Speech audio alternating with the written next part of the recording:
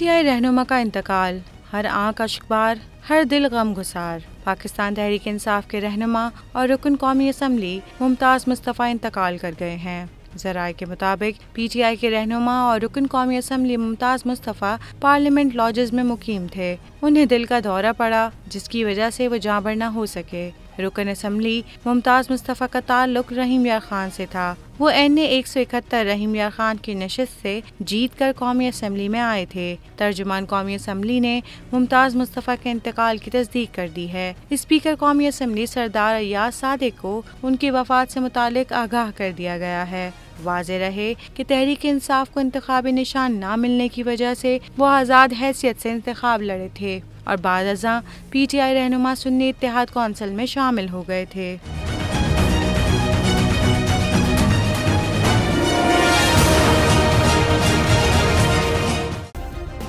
Subscribe करें और bell दबाएं ताकि कोई खबर रह न जाए।